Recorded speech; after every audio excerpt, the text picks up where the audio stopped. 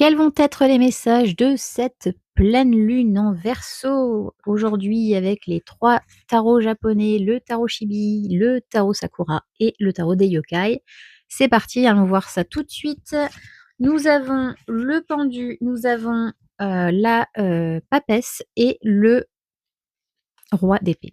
J'avais fait parce que comme c'est écrit en anglais, il fallait que mon mon cerveau traduise alors que c'est très simple, hein, Kings, bon voilà, c'est bien ce que ça veut dire. Enfin bref, voilà. Alors ici, le pendu, il va vous dire que il va falloir voir les choses, d'une autre manière.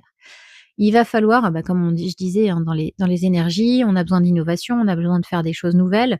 Donc là, voyez les choses d'un angle différent. Essayez de voir, comment vous pouvez vous dépatouiller, même si vous êtes, pieds et poings liés. Heu, Comment vous pouvez vous en sortir et comment vous pouvez faire les choses différemment.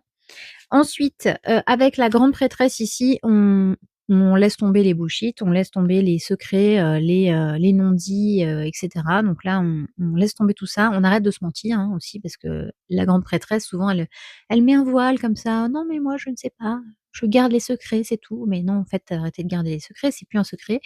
Il y a un besoin de libérer la parole aussi, hein.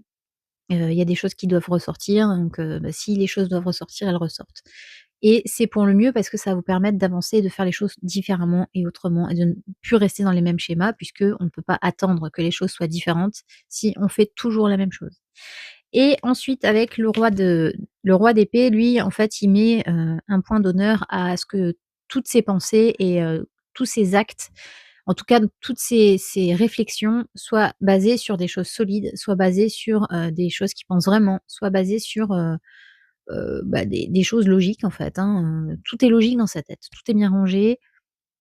S'il pense ça, s'il le dit, c'est qu'il a mûrement réfléchi. Comme je disais, hein, de tourner 7 fois sa langue dans sa bouche avant de parler, c'est ça en fait. C'est le côté, ben, aujourd'hui on vous dit, c'est mieux de réfléchir, avant d'agir et avant de dire des choses, hein, parce que là on est plus avec le roi d'épée, on est plus